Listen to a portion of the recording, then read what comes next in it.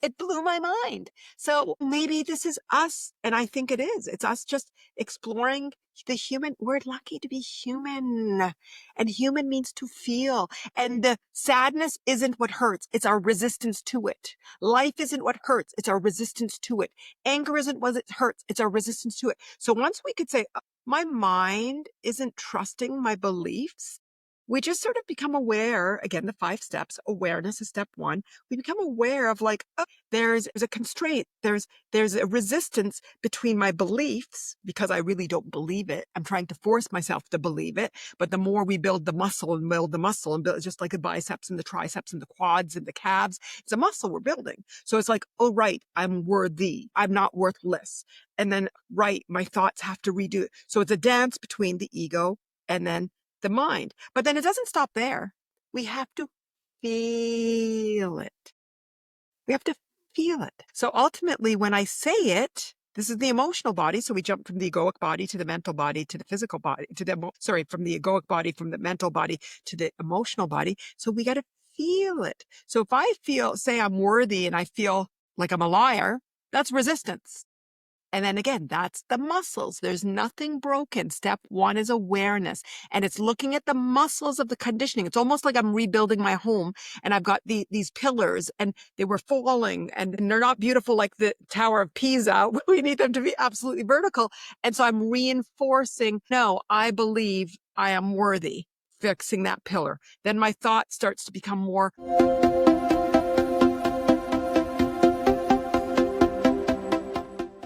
Welcome to your Wordless podcast, the space where we redefine success, self-worth, and transformation.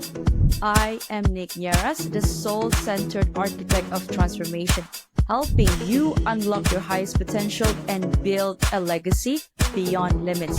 Now, whether it is self-mastery, career breakthroughs, or wealth creation, this is where change begins. Now let's dive in.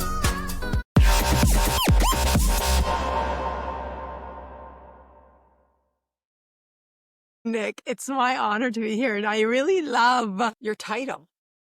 And the first time I read it, I did get you're worthless. And I'm like, Who is she saying worthless? Is it me? Said, slow down and read it again. And I did. And I still got you're worthless. I'm like, and I said, Manal, let's slow down and read it again. I don't know, really. It wasn't the second, maybe the third. I don't know how many times I did. It was a multiple. I'm like, I'm worthless. Nick, why are the 2 words like on your show? Have you ever explored why are both words the same? Like, why is worthless and worthless? Okay, I have my theory on it. Not really a theory. It's the narrative that I have. Yes. But I want to know your take on that. Okay, for me, it's easy. And I hate when I always say things easy because I feel like I might be dismissing the complexity of things. But for me, I guess it comes to a 0-1. And maybe sometimes it's easy, the knowing of it, but not the embodying of it. So I'm very careful when I'm like, easy. And I'm like, Manal, are you just dismissing? But I'm not dismissing. But for me, I believe, and that's why I said to you, oh my God, Nick, worthless, I'd love to discuss this, that we're here on this human journey to recalibrate to truth. And one of the truths that I believe, or the 3, I call it the unconditional 3 in my MATTAIN method, and it's our unconditional worthiness. Worthiness. We're on this pursuit. We think that we have to be good. We're not good enough. We have to be perfect. We have these things, and we are unconditionally, inherently worthy. And I believe love and freedom. But today we'll talk about worthless. Yes. And we can inject love and freedom in there because I believe it's the 3 of them that we're pursuing. And I think it's because we feel worthless, but we are worthless. And that's where we're going. So it's sort of this spectrum of gray where you can't see light from dark. And our delusion is actually the illusion. Wow. Okay. I love that take, Manal. Okay.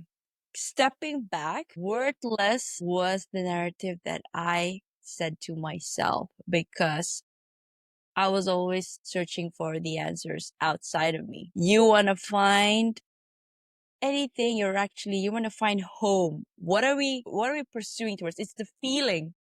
and rightfully so, you said love and freedom. What Yes. are we looking for when we get that job or that money? It's that feeling that you're free from any encumbrances, right? And when I said you're worthless to me, it's because I was validating my worthiness based on my achievements, my accolades. And I ask the listeners or those seeing at that, looking at that, you're worthless.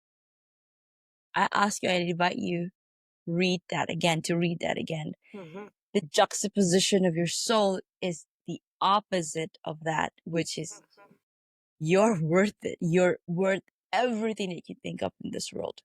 Good and bad, it depends on your conditioning. So, Manal, this is what we're exploring today. And I Mm-hmm.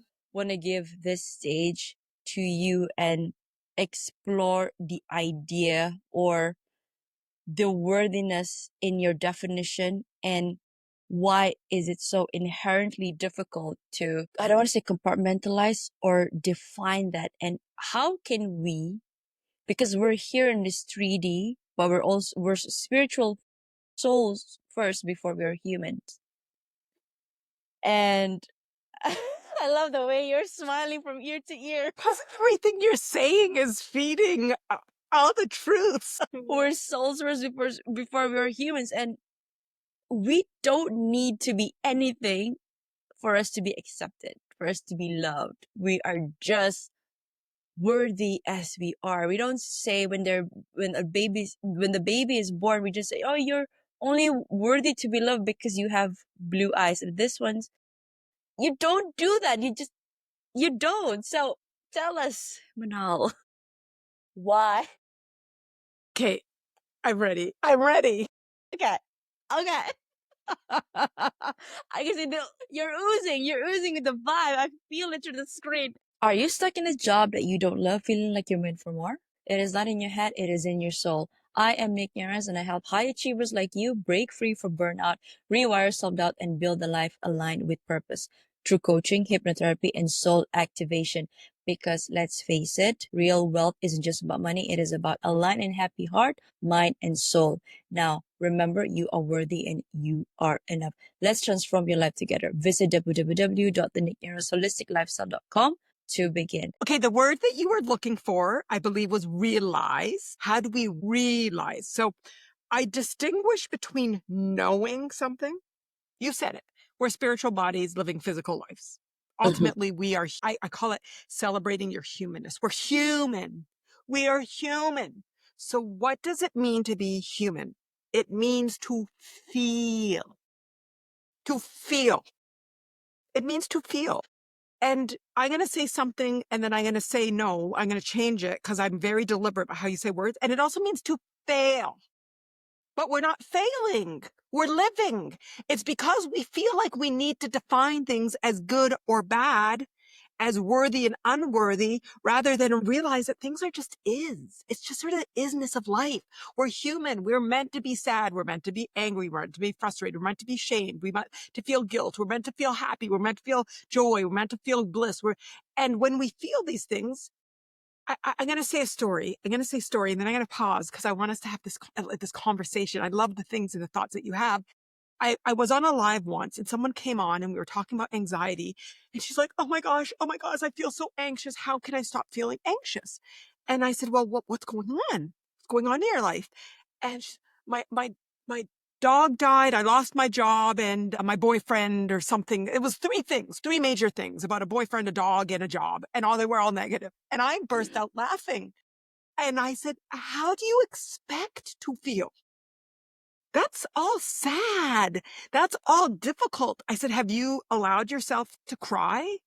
And in that moment, when I validated the I don't want to say difficulty, but the sadness isness of it, the difficulty isness of it, and that we're not supposed to overcome that in a moment. We're supposed to allow the expressions of it. She cried and felt better. She immediately cried and felt better.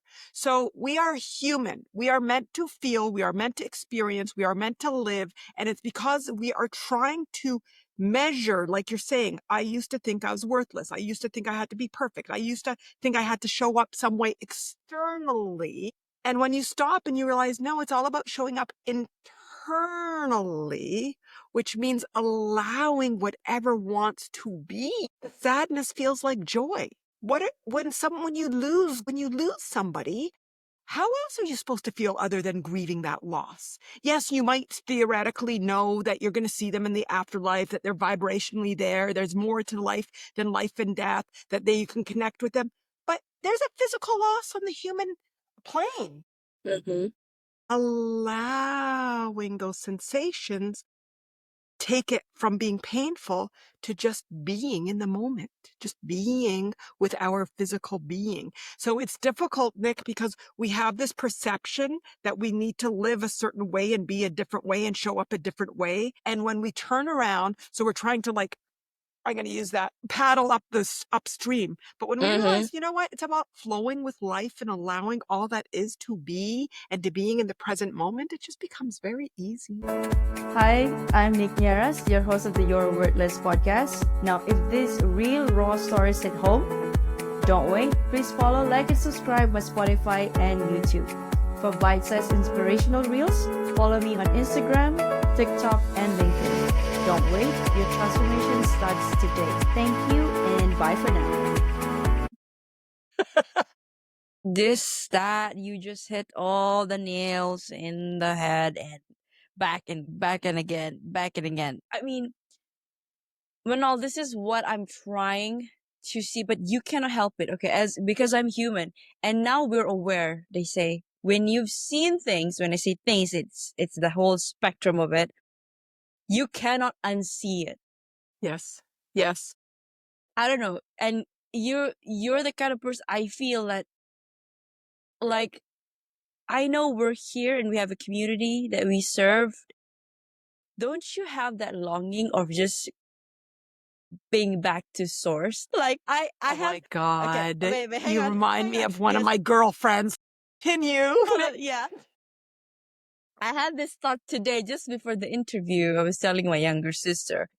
I told her, like, we came from the source and now we're here. We're remembering. Member means you're putting the pieces back together until we're back to the source again. And I said to myself, if I signed up for this, why the heck did I sign up for this feeling of becoming?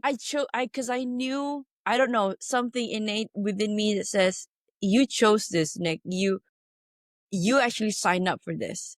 And now when you're in the thick of it, you're like, excuse my language, F this. Why is it so difficult? But knowing that, yes, we're meant to experience this because I'm human and I'm on that 3D plane. So I guess the question here, rather, there's no question.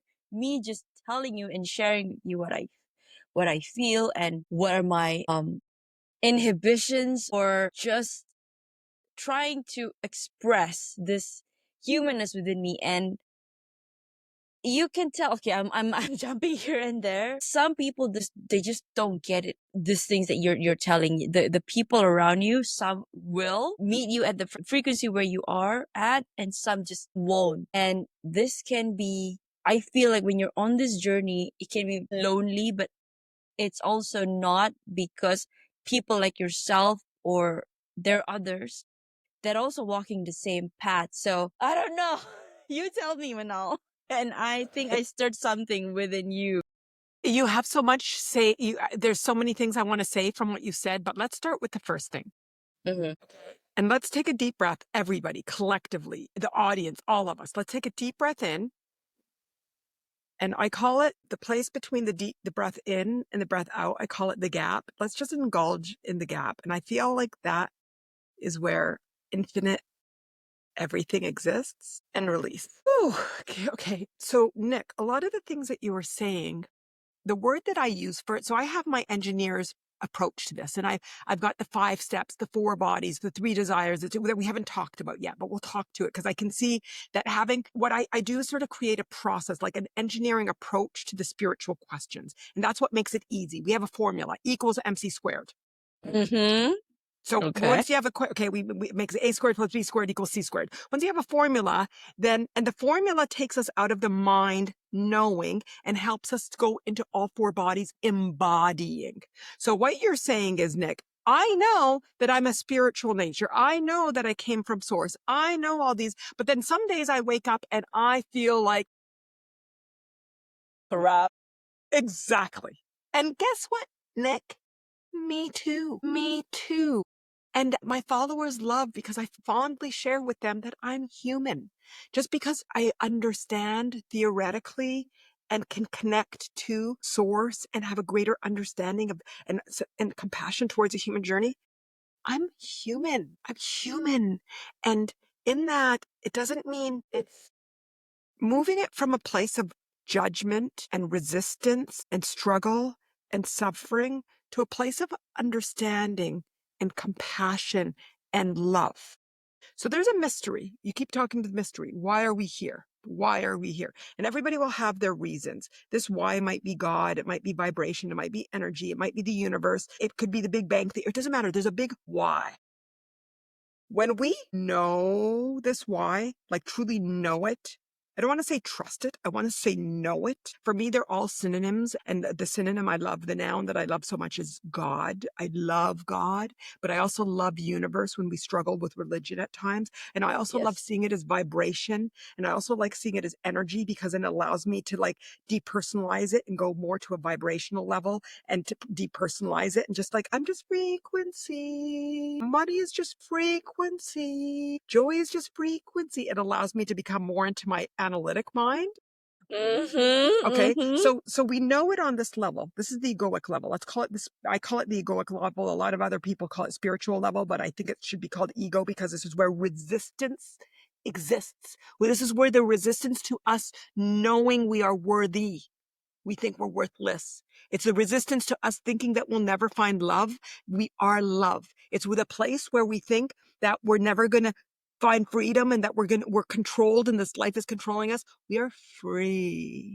So let's call this the egoic level. And let's just say that we know that we have these new beliefs that say, I am free. I am worthy. I am truth. I am love. Okay. So it's up here. Now let's jump to our mind.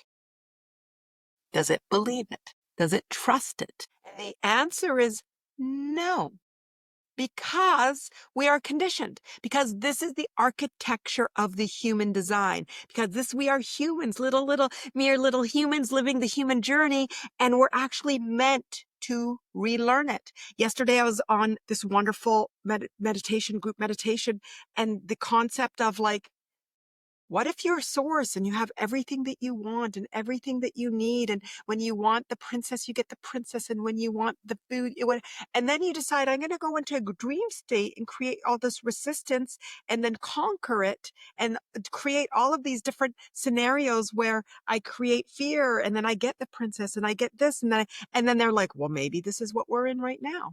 This is our dream state. Oh my gosh. It blew my mind. So maybe this is us. And I think it is. It's us just exploring the human. We're lucky to be human. And human means to feel. And the sadness isn't what hurts. It's our resistance to it. Life isn't what hurts. It's our resistance to it. Anger isn't what it hurts. It's our resistance to it. So once we could say, my mind isn't trusting my beliefs, we just sort of become aware. Again, the 5 steps. Awareness is step 1. We become aware of like, oh, there's a constraint. There's a resistance between my beliefs because I really don't believe it. I'm trying to force myself to believe it. But the more we build the muscle and build just like the biceps and the triceps and the quads and the calves, it's a muscle we're building. So it's like, oh, right, I'm worthy. I'm not worthless. And then, right, my thoughts have to redo it. So it's a dance between the ego and then the mind. But then it doesn't stop there. We have to feel it. We have to feel it. So ultimately, when I say it, this is the emotional body. So we jump from the egoic body to the mental body to the physical body, from the egoic body, from the mental body to the emotional body. So we got to feel it. So if I say I'm worthy and I feel like I'm a liar, that's resistance. And then again, that's the muscles. There's nothing broken. Step one is awareness. And it's looking at the muscles of the conditioning. It's almost like I'm rebuilding my home and I've got these pillars and they were falling and they're not beautiful like the Tower of Pisa. We need them to be absolutely vertical. And so I'm reinforcing, no, I believe I am worthy. Fixing that pillar. Then my thought starts to become more self-confident and we're building the muscle. And maybe we do it through meditation. Maybe we do it through podcasts, me and you exploring it. Maybe we do it through running. Maybe we do it through cooking. Maybe we do it through knitting. Maybe we do it from reading. Maybe we do it millions of ways that we can reinforce that muscle and get us into ease. And then we see, I'm starting to believe it and it's starting to warm my heart and I'm starting to feel more calm and more comfortable.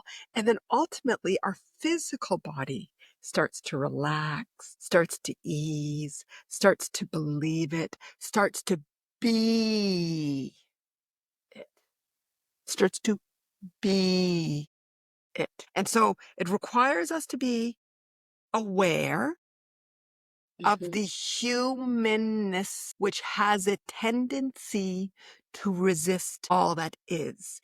And when we break it down and recognizes that there are 4 bodies speaking, there's 4 dimensions, multidimensional, and we take the time to hear what the different dimensions are, recognizing that they're just leading us to truth, that all of the resistance that we're feeling is leading us back to recognize, this is step 2, what's desired. Acknowledgement. Step 1 is awareness. Step 2 is acknowledgement. Everything that we experience is reminding us that we're worthy, we're love, and we're freedom. And so I'm looking for success. Oh my God, I don't have it. I want it. I'm looking for worthiness. I'm looking for that relationship. I can't find it.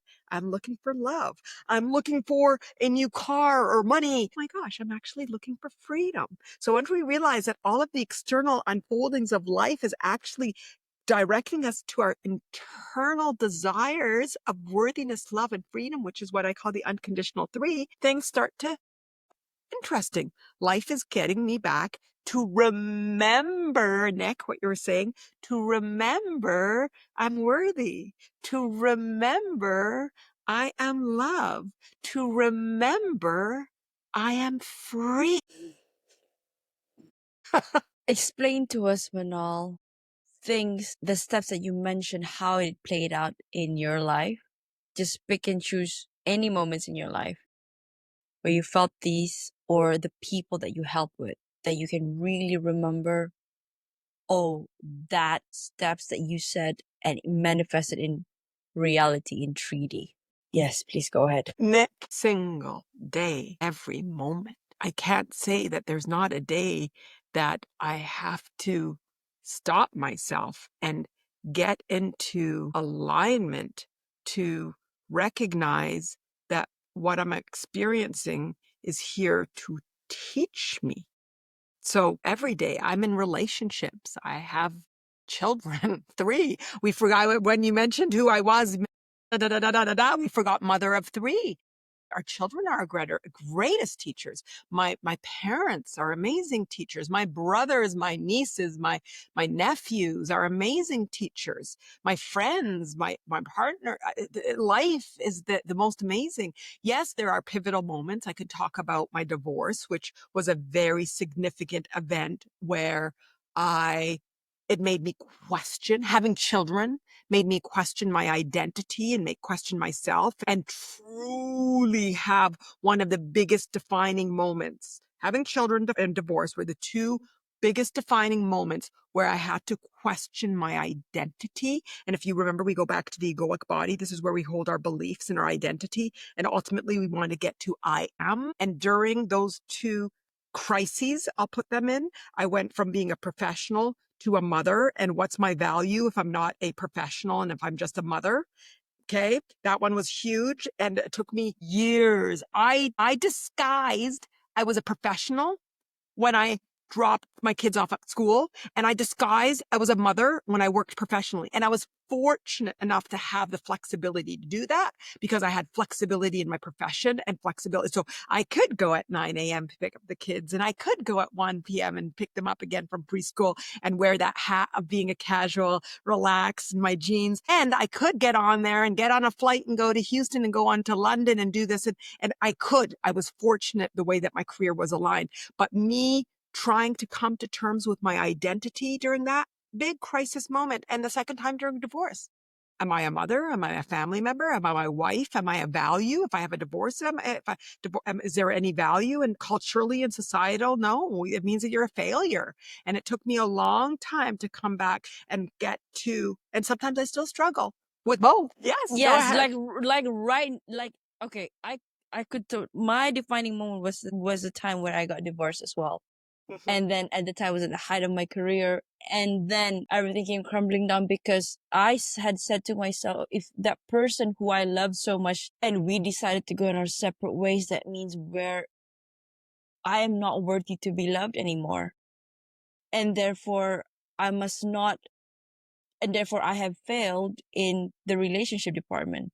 Therefore, I should just focus on what I do best, which is studying and working. But no, it's like I had to unlearn everything to relearn again. I had to lose myself to find myself again. And now I'm 5 years in that journey because you're walking, and then sometimes being human, you tend to look on the left and on the right and say there are things that fragments of what you believed before, and they're all just construct of the mind, but you need to move forward towards that truth, towards your higher self. Now I know, and I know I don't want to misuse the word know here, because knowing means again you're being in your ego. Mhm. Yes. And it's the being of it, like you mentioned. Now I'm understanding it. I'm diving deep into it. I'm immersing myself. It's the being, understanding that these are necessary to how you're walking towards your path or towards your truth. But some days like today, I just don't know why. Like, I feel like, hey, you just want to slouch and just don't do anything. I have days like this, but then there are days like tomorrow, okay, I am pumped up, I'm in my purpose, and I'm gonna go. Now, at times when I feel like that, I cannot help. Sometimes I do blame myself. Like, I'm very self-critical before, but right now I'm self-critical I hope for the right reasons, because again, knowing that I'm on this journey and I'm supposed to feel every range, the spectrum of emotions that comes with me being human. Coming back to your what you mentioned just now, it's the embodying and the knowing on top here, the mental and the feeling of it. It's like immortalizing those sensation, those feeling, but at the same time you're nothing as well. I don't know if people listening to this will be like, is she psychotic? But you're dead on though, Nick. You did. Okay, knowing on the egoic body. And when I talk about the egoic body, I talk from a place of love. And ultimately, when it's resistant, it thinks we're not worthy, we're not love, and we're not freedom. But when it's resistant free, it's radiating truth, radiating I am, radiating beauty. And we could call it spiritual at that point. So it's the bridge between spirit and truth. So the egoic body is very important. The reason I call the ego too is everybody has a negative connotation about the ego. But if we have an ego, it has a role. And I believe it's part of the human experience. We need to celebrate it. So I will never speak of the ego negatively. So it's know it, just know it. So we know we're vibrational. We know we're beautiful. We know we're worthy. We know we love. We get into the space of knowing that there's a mystery and knowing we're part of the mystery. And we just sort of build up that muscle and we create the space for it. We take a deep breath in and we just know that we're beautiful and there's a greater meaning to life and that we're human and feeling is part of us being human. So we sort of see how we've built up this egoic. We sort of built this beauty, and grounding is not the right word because we're actually connecting to not the ground, but it's the equivalent of grounding on the egoic body. It's like connecting to truth, to the mystery. And then we go to our mind and we see, do we trust it? And in this moment, I trust it. And maybe in 5 minutes, I don't. And maybe in an hour, I won't. But right now, I trust it. And so I see as I go from my egoic body, from those beliefs that I just am, and I go into my mental body and I see it's at peace and it just loves, and it loves myself and it loves everything I'm going through. And then I can go to my emotional body and I can feel. So know the truth, trust it in the mind, feel it in the emotional body. I can start to feel warmer.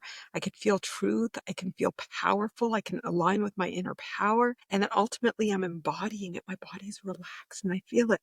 So it's aligning the 4 bodies to know it, trust it, feel it, and be it. And Nick, if there's a day that you wake up and you don't want to do anything and you want to sit on the couch, do it if you can. If you can't, for whatever reason, then there needs to be some sort of like grounding exercise to just sort of get yourself into focus to do. But if you can, do it.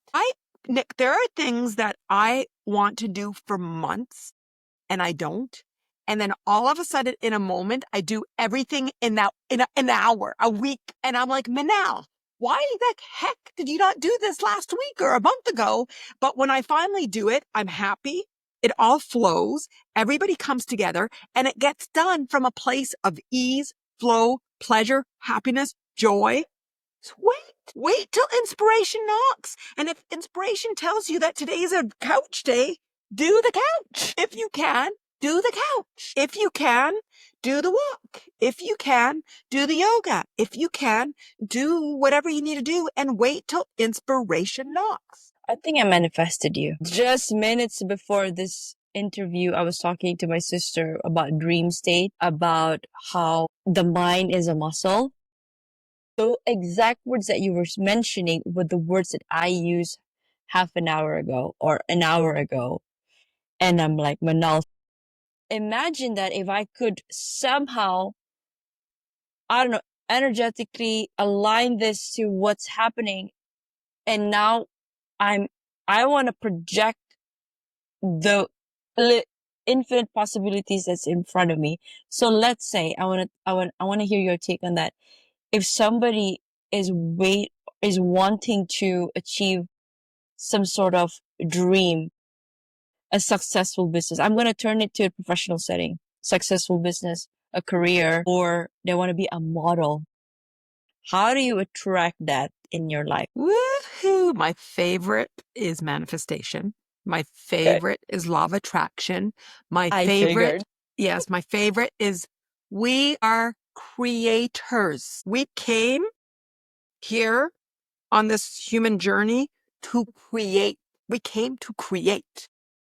So, first of all, if you want to start to manifest, and it doesn't matter if you want to be a model and you want a successful career, if you want to sell 1 million books, it doesn't really matter. What you start to do is, first of all, step 1 is awareness. What is it? Awareness. Awareness is ultimately, if you can feel it internally, it will manifest externally. Can you help bring in the concept of time here? First of all, time does not exist. It's an illusion and a delusion. Okay. Time does not exist because we're talking on the spiritual level. Yes, on the human level, there's time. There's a minute. You and I are scheduled for an hour. We will post this on X day. I don't know, are you doing real time or not real time? We're going to see what tomorrow brings. I'm scheduled to walk at 10:30 with my girlfriend in Vancouver. Yes, on the physical plane, there is time. On the spiritual plane, on the manifestation plane, on this egoic plane where we get to play and create, there is no concept of time. So what I like to say is, for my highest good at a time that's for my highest good. And you just sort of take time and recognize that the flavor, I taste everything because I feel that taste gets you out of your mind and lets you be more objective. So with my lives, me and my followers always, what does it taste like?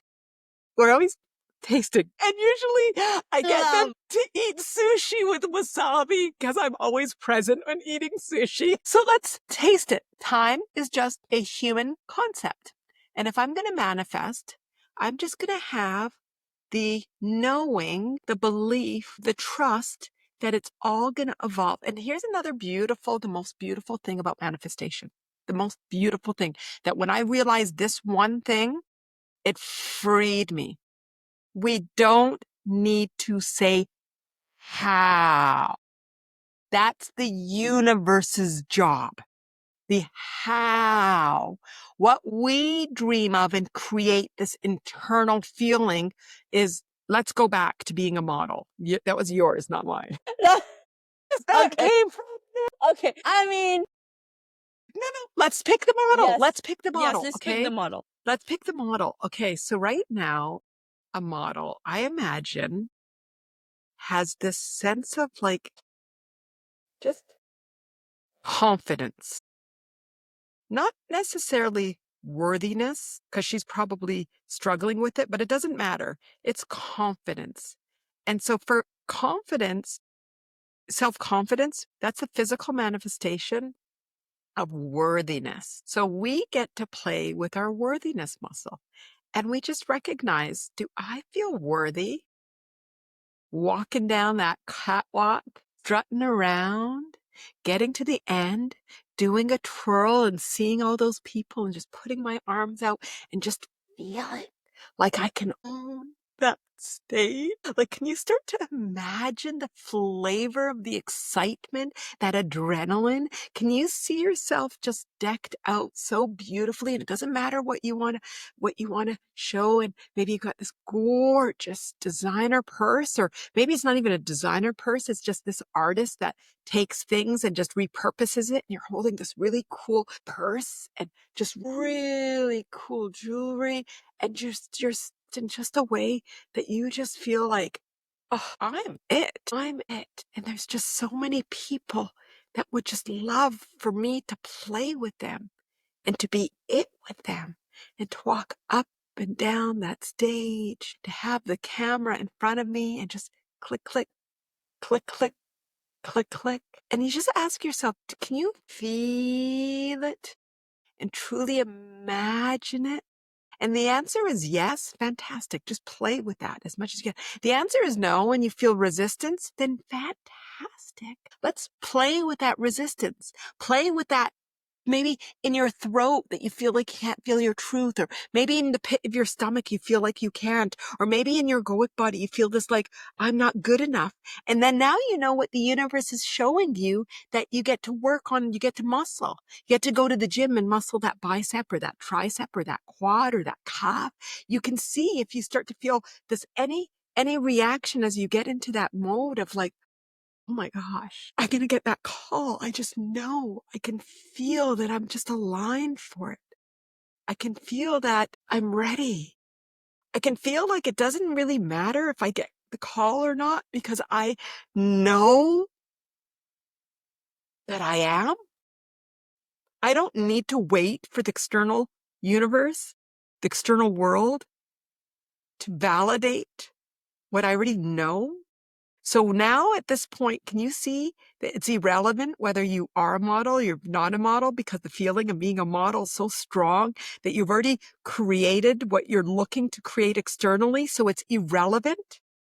We're talking about riches, that if I already feel free, I already feel like I can make any choices that I want. Doesn't matter what the bank account says, because I already feel it. And then that manifestation is when it comes. It's when you're surrendered that you really don't care. Again, the 5 steps: awareness, Step 2 is acknowledgement. It's what's desired, this inner feeling of worthiness, love, and freedom. Step 3 is appreciation. And that's appreciation that we're spiritual beings, we're vibrational, that we're creators, that we're here, that there's a mystery. So step 3 is we get into this like mode of it's not intellectual, it's embodying this appreciation. And then step 4 is allowing all of the juices and the energy.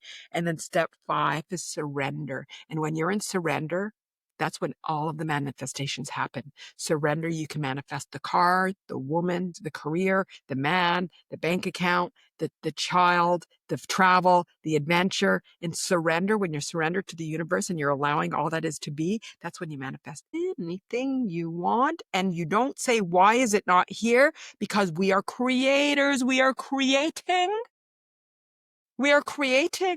And the how is the job of the universe. The how is the universe. Don't think, but when the inspiration hits, Nick, when we were talking, and this is how you build that muscle. When your body says to you, sit on the couch and relax, maybe it's giving you the time to meditate. Maybe it's telling you that when you relax, you're going to go on Instagram or your email and something, and all of something will hit in your email box. Maybe when it tells you to relax, you're going to look up and you're going to see that you need to paint your wall, and you're going to quickly call them and you're going to get a painter. And then that person's like, oh my God, you're amazing. You're beautiful. My brother is this part of this market, this magazine, and he's looking for somebody to do something. Are you available this afternoon? Maybe the universe is putting together all these things serendipitously. And when you listen to it and says, stop here and get a coffee, you go into the restaurant, and in the line beside you is the editor of Vogue, and says, oh my God, you are so beautiful. I've been looking for somebody exactly like you. Oh, and you're like, oh, I'm a model. And like, oh my God, give me your number. That's when,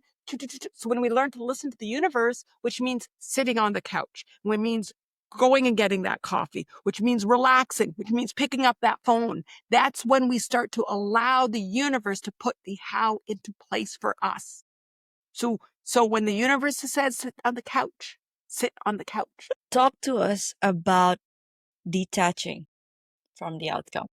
Okay, that's what I'm going to call surrender. Okay. And ultimately, you started this whole conversation. You talked about external versus internal. Like you started it. You started it. Yes. Guilty as charged. Exactly. Internal versus external. When we're attached to the outcome, that's resistance. We are only happy conditionally. The whole point of the universal experience, the human experience, is for us to realize how to be unconditionally satisfied, unconditionally happy, unconditionally worthy, unconditionally love, unconditionally free. If we say, I'm going to be happy when I get my this, when I get my do, when I achieve this, when da da da da, that's conditional. And that's fake. It's not real. So ultimately, it's step 5. It's this place of surrender. It's this dance with the allowing of the universe, the flow. It's about recognition that when the resistance occurs, we go into step 1, and that gets us present. Step 1 is about being present in our 4 bodies, our physical, our emotional, our mental, and our egoic body. They are all singing. All 4 bodies are singing. Are we listening? So we go to step 1. And then step 2 is acknowledgement, is realizing we're growing, to remember your word, our worthiness and our love and our freedom. So step 2, we go into, it's like, oh, right, my emotional body is screaming because I've forgotten that I feel like a failure, and I forgot that I'm worthy internally, and I'm measuring myself externally. So step 2, you go to a greater level of awareness where you're sort of recalibrating to truth. And then step 3, you sort of go bigger. You go out and you sort of say, oh, let's get out of my physical being. Let's go out of my egoic being, and let's get into this larger lens of recognizing, oh, I'm a creator. Oh, this is vibrational. This is God.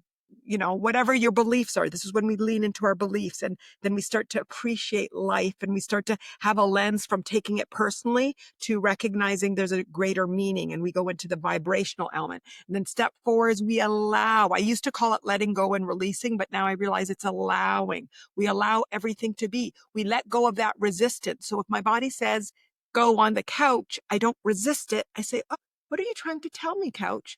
Oh, my child is there and wanted a hug, and they wanted me to just be there for them. Oh, my cat is there and she wanted to jump onto my lap and just be pet and cuddled.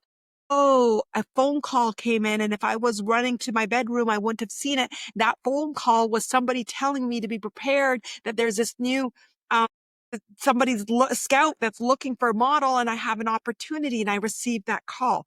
So we go into the allowing. And then step 5 is when we master all of these, we're in surrender, which is what you called the detachment from the outcome.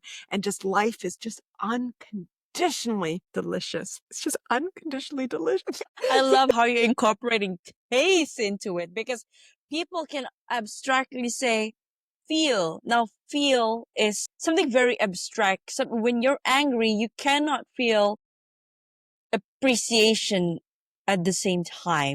But when you put taste, it anchors you into something more tangible. And I think that is the key for you to realize it and manifest it into something tangible. And then I love when you said you just already are.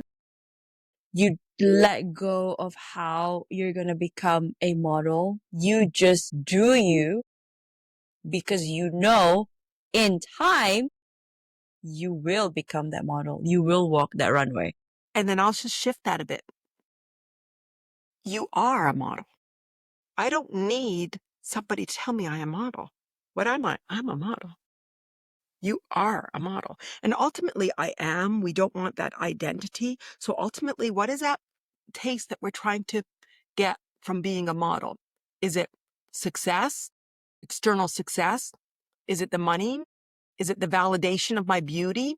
So just taste like for that desire of model. Is it for the thrill of being a model? If it's for the thrill of being a model, then you're close to manifesting it.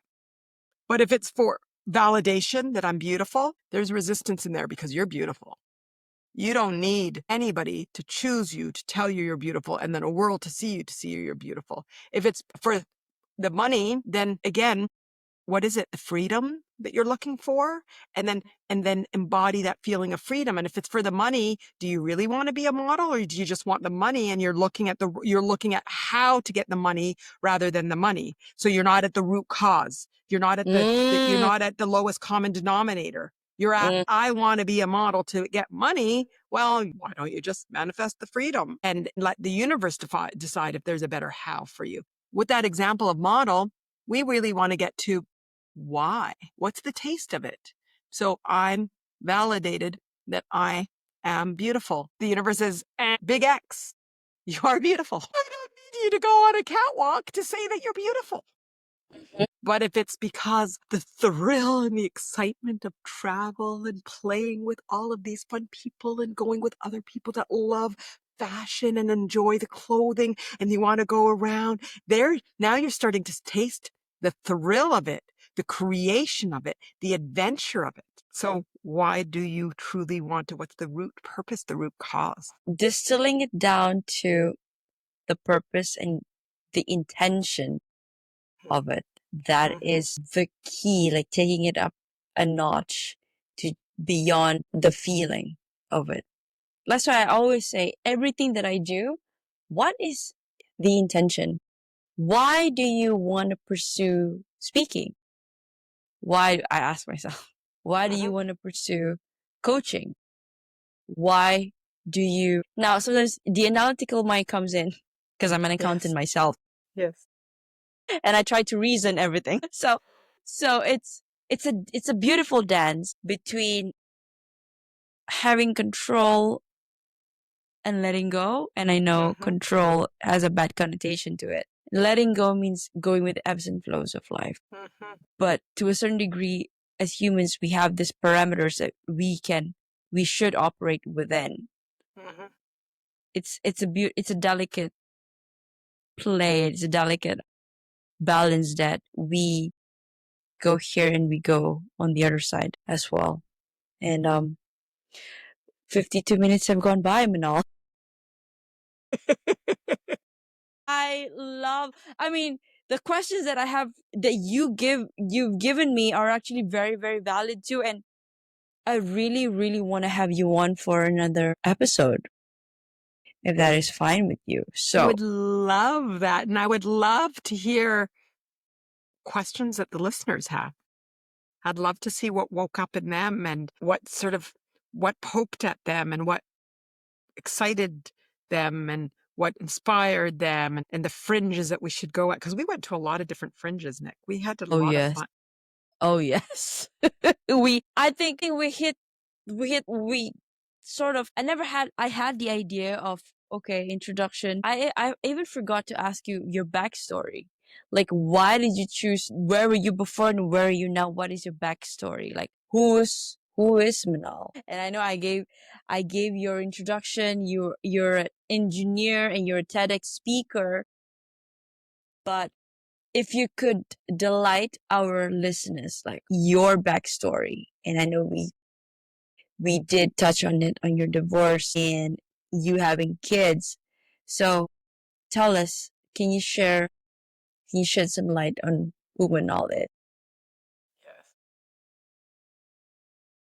I try to just come to I am. I really have been trying so hard to recognize that it's not my identity, but it's my radiance, my light, my truth that I want the world to taste and to feel and to know. I come from parents that my dad's the engineer, he's the thinker, my mom's the mom, and she's the lover, the heart, the care, the warmth.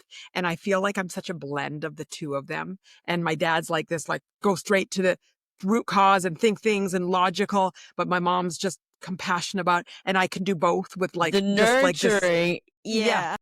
I can do both of them and dance through them. I was an engineer, bachelor's and master's, a professional, software sales, on the board of all the schools, the chair of the board, my kids, and I love education. I love reading. So still I'm on the board of Durham Nativity School and still believe that education is the way to free us all.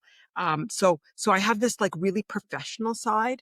And my mothering taught me so much about life and seeker, always looking and reading about religion and then fiction and professional books and all these different things, Malcolm Gladwell, all these things, that Seed of the Soul, all these different books. And I realize that whether it's fiction or nonfiction, or whether it's about business or whether it's about spiritual, it's all saying the same thing with different words, like all the lessons and everything. So I started to see that how I read everything it all came. It didn't matter if it was a fiction or if it was nonfiction, if it was business or it was spiritual, it all had the same sort of Eastern, Western medicine, functional medicine. It all came to the same thing somehow.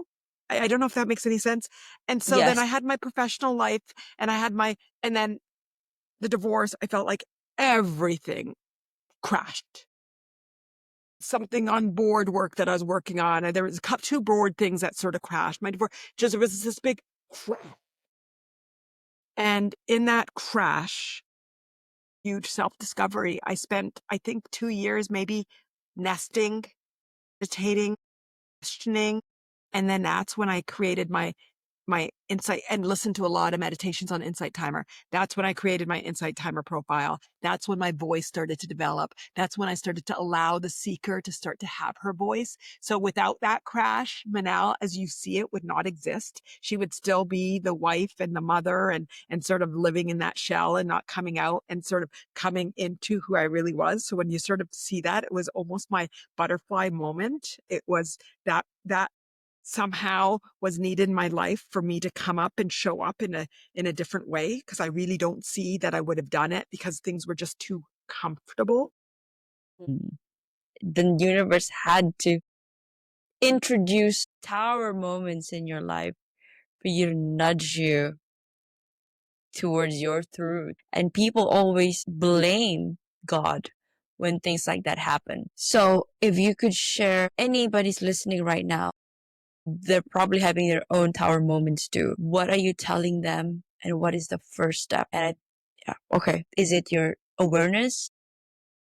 It's easier said than done, but again, it's easier done than said. So Oh, I love that. Okay. So in my book, the first thing that I say, it's hard until it's not.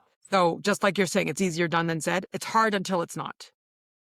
The first push-up is hard until it's not. And then we can do 100. And I don't know if I can do 100 push-ups, but just made, it's hard until it's not. Riding a bike is hard until it's not. Rollerblading and roller skating is hard until it's not. Reading is hard until it's not. Speaking is hard until it's not. It's hard until it's not. So first of all, for whoever is going through, and I love how you define it, a tower moment, because a tower is a positive thing.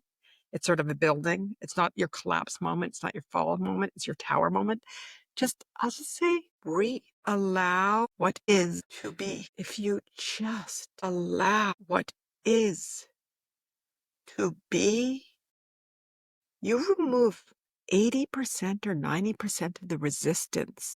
Because the resistance is us thinking it should be a certain way, the control we're trying to assert, the pain that we speak to, that we're perceiving. One of my favorite meditations and talks that I've written is about meditation, is about mourning and grieving the loss of a loved one. Actually, it's the loss of anything. There was one point during my coaching that somebody lost a cat, somebody lost their parent, and someone lost a relationship. And it didn't really matter the significant severity of one's a cat, one's a human, and one's a relationship.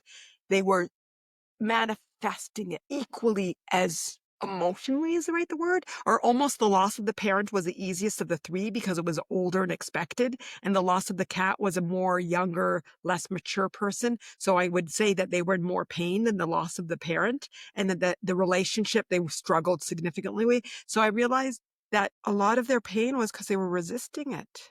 And if we just allow where we are, allow the expressions, allow the sadness, allow under the sadness is anger, or allow the anger, and under the anger is sadness, whatever it might be, just allow. I talked about during my tower moment 2 years where I practiced allowing whatever my mind needed to say, whatever my egoic body needed to say, what about my physical body needed to say. I just allowed it. And just carry yourself as you would a baby.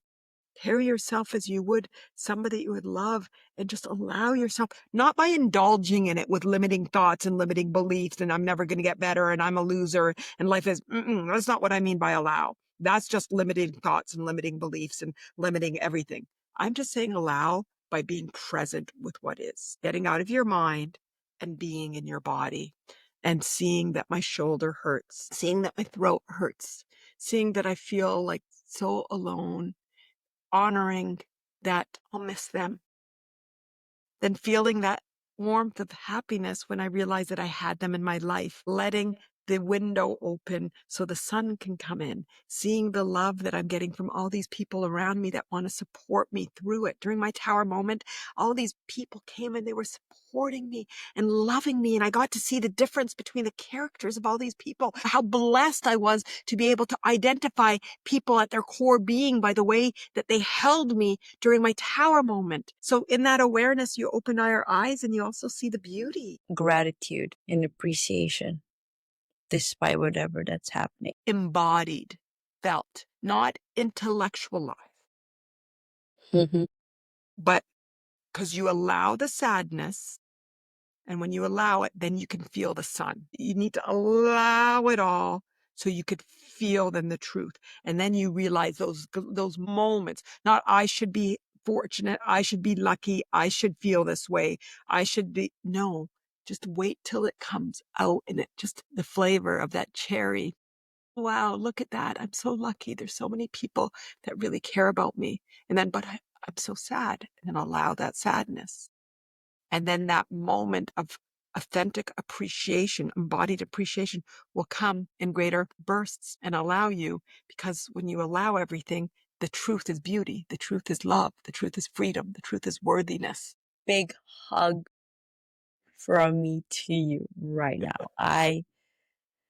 This is what I needed today, and I think this is what the listeners are needing too. I don't know, somehow the stars align for us to speak today, and you've just given me this burst of energy and this burst of I guess this is why I needed to rest prior to the interview for me to receive this download, because I was questioning some things, and this is what I'm receiving, because I always believe, don't look at the messenger, look at the message. And you are the message today. So, Manal, I thank you for that. And I love you for that. What are you working on currently? I am working on so much today that I like that it's sometimes overwhelming and I have to breathe and come back into it. I'm revising my book that I wrote, Transcending Anxiety from Fear to Freedom. I went through, and the first time it was like, wow, this like inspiration that and I just didn't go through a lot of the processes. So it was a while ago. And so I decided to get it professionally edited and to get validated. And now I was looking for validation. But somehow I feel what you're going to infuse is this knowingness in why you're revising it. I could almost feel when you said you're revising, it's because Manal's higher version is present in that as an element or is imbued in the content of the book. And this is why you're doing it. And whoa, okay, I cannot wait. Yeah, for so that. I'm revising it. And I have this inspiration for picture books. So I'm a picture for empowerment series for young readers that is talking about all of the principles that we're talking about how to get present, talking about law of attraction softly, talking about purpose, that you are your purpose. Stop looking for purpose. That's what my TED Talk is stop looking for purpose. You are your purpose. Stop seeking, start being. Manal, break it down. Are you saying follow your joy and that is your purpose? Exactly. We are our purpose. Stop looking. How do you know that you are embodying? I'm going to use that word again. Embodying your purpose is when you are feeling joy. So this is the calibration system. This is Siri. This is GPS. Sorry, there, I gave Apple a plug. I don't know. Google. Sorry, Google. It's your Google. Who else should I? Waze. All of you. It doesn't matter what navigation system you use. Your Tesla. Oh my goodness. Alexa. Okay, Alexa, you're in there too. Bixby. Bixby. Did I miss anybody? I am inclusive to all your listeners. So it doesn't matter what navigation system you use. It's your emotional system. So when you know in your egoic body, I am my purpose, and then you allow your thoughts to be, how do you know? It's when you're feeling joy, when you're feeling happy, when you're allowing this heart to lead you. And I know I talk about sadness and anger when we're grieving because that's following your heart. So it's not, you don't have to always be happy. We just need to allow the expressions of what is to be. So I'm very careful because when I'm writing a book, the boy that's working for me, I call him a boy because he's a young man like my daughter. He's like, Manal, what if I'm being chased by a bear at this moment? And I'm like, well, you wouldn't be reading the book. You'd be taking cover. You wouldn't be on page 85. But yes, if you are in a moment right now of anger or sadness, it's allowing that. And when you allow what is to be, you are following your purpose. And that generally is feeling happy, excited, joyful, kind, flowing, relaxed, comfortable, calm, ease, abundant, beauty, flow. Those are all my favorite words. Surrender. Surrender. You reminded me of the map of consciousness. Beautiful. I'm just soaking it all in. So Manal, what is next for you? What is next for me? Oh my gosh, I can't believe I'm saying that. The stage. The stage. Oh my gosh. Yeah. The stage. I was watching the oh my goodness, the Bob Dylan movie. I couldn't find his name. Bob Dylan. I was watching the Bob Dylan movie on the weekend, and when he was standing and doing that big concert at the end, what state was it in?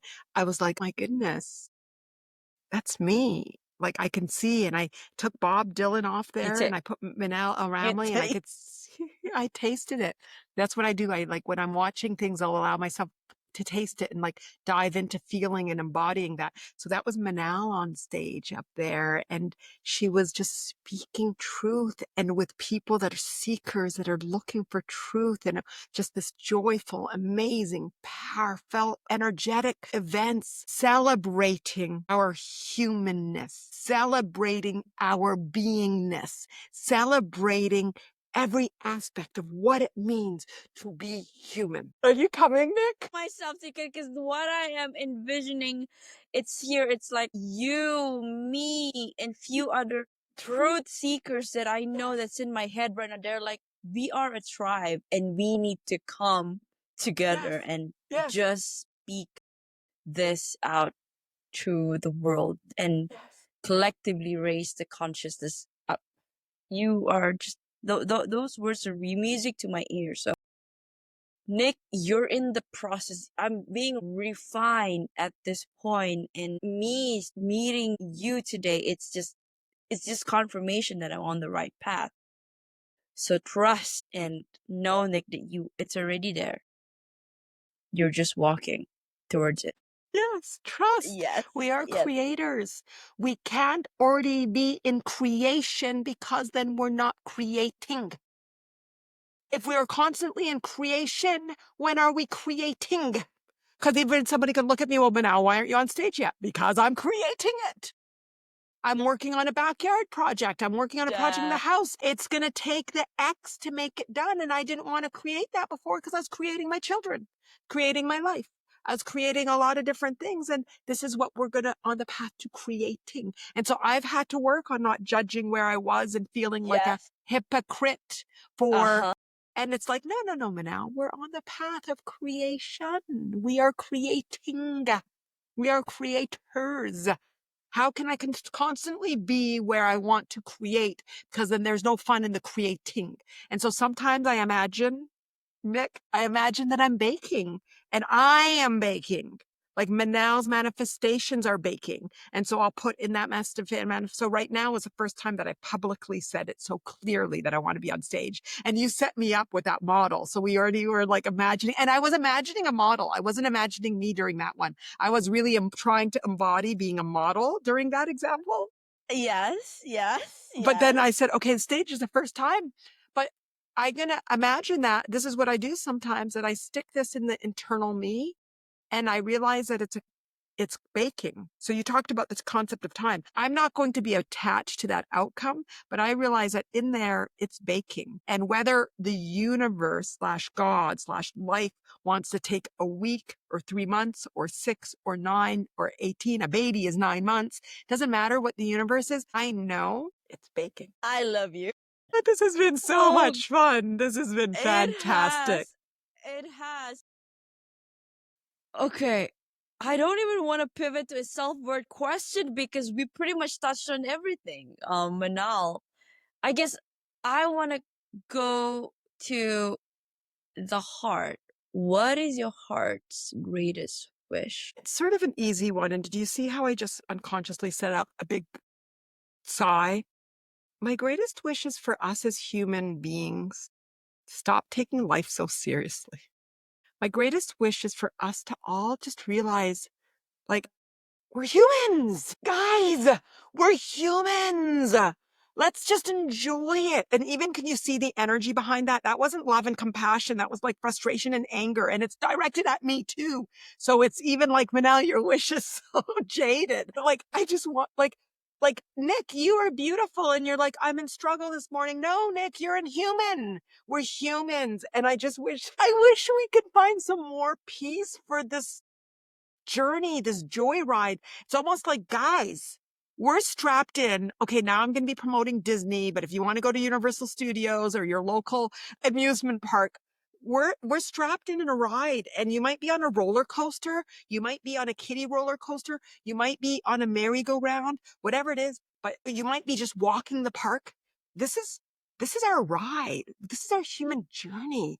Let's find the excitement, the pleasure, the love, the compassion, the allowing, the flow, and the unfolding of life. We're fortunate to be here. And how do I know we're fortunate to be here? Because people don't want to die. They're trying to elongate their life and people don't want to die. And I think dying is a beautiful part of life.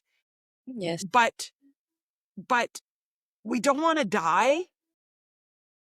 So there's a beauty. We're lucky to be here. We're lucky to be alive. And let's just start enjoying our humanness and celebrating our humanness. That's confirmation. Yes. Okay. That was confirmation. Yes, Nick, you got it. I mean, did you see what we're trying to tell you? Just embrace being human. You're going to get it. And I'm saying it to myself too, because if I didn't have so much resistance about myself, it would not have come out like that. So you could see I carried the same resistance to me. It would have come from a place of compassion. It would have been a place of more love because I've arrived there. So some of what you've witnessed is an indication that I struggle with being a human. I do. And I'm like, I should know this, Manal.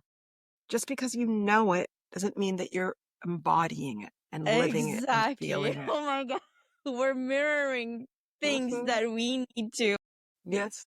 address, like pockets. We know these fragments. Wow. Yes. Manal. Yes. So, if you could create a quote right now for you to leave to the audience listening in the world as your legacy, what would it be? Okay, I'm creating one for this show. It has something to do with catwalk. Just strut down that catwalk like you own it. Just strut, not even walk, just strut down that catwalk like you own it. Just strut down that catwalk. You own it. Just strut down that catwalk. You own it. That's the quote that I'm going to leave for the legacy of worthless, because we are worthless. How can people reach out to you, Manal? Would love to hear from your listeners. And of course, we're going to do another one. So listeners, tell Nick what we should talk about in questions, because this was so much joy and it was so delightful. They can reach me on my website, www.mattain, MATTAIN.com. Mattain means, Manal means attainment. So I put an M in front of attain. So it's Mattain, which means attain the life you desire. So come to my website. You can find me on Insight Timer. It's Manal Mattain. You can find me on Instagram. You can find me on YouTube. You can find me on Facebook. It's Mattain by Manal. So MATTAIN by Manal. Sign up for, be part of my tribe. And there's how to be happy on there and the 10 steps for happiness and all these different things. So just come and let's play. Just let's play together. Let's play in this human sandbox of our four bodies, our physical, our emotional, our mental, and egoic, and let's just celebrate being. You are made for the stage, Manal. Any last messages for our listeners before we wrap this up, Manal? Yes. I love you, Nick. You are a bottle of champagne. I'm going to say this. We were describing this about one of my neighbors the other day. You are just this beautiful, fizzy uh, energy of beautiful, embodying beautiful radiance and energy and truth and wisdom. And you are a gift to all of your listeners and to everybody. You are beautiful, beautiful, beautiful. And listeners that are here, you're beautiful, because if you weren't, you wouldn't be listening, because we're vibrational and we're all attracting and we're all seeking. So let's have fun, enjoy, have an adventure, laugh and play and cry and enjoy this amazing life that we are blessed to have. Let's seek together. Let's discover together. Let's laugh together. Let's cry together. That's my last final message. Manal, you are an earth angel. You are a light worker, and I love the work that you do, Manal. You are incredible, splendid, magnificent, all of the nouns that I could. You are a unicorn. You are one of one. So I'm here to also remind you that you're human, and we saw it live here that you were resisting when you were, you were frustrated, and you are on the right path, Manal. So that's my give back to you. And I love that. Thank you so much. Thank you. I love you so much. I can't wait to play again. Yes. So we're going to wrap it up today. That is a wrap on today's inspiring episode with Manal El-Ramly. Thank you, Manal, for your work and your wisdom and your dedication to continue uplifting the world. And for all of our listeners, this has been your Worthless. Read that again, the juxtaposition of your very soul. Now, if you've ever felt worthless, remember you are not alone. Your soul chose to be here to matter. And for that reason alone, you are worthy. A huge thank you to you again, Manal, and to all of you for listening. Until next time, I am Nick Nieras. Keep shining, keep growing, and always remember, you are worthy and you are enough. See you in the next episode. Thank you, Manal, for your time and your love and your energy.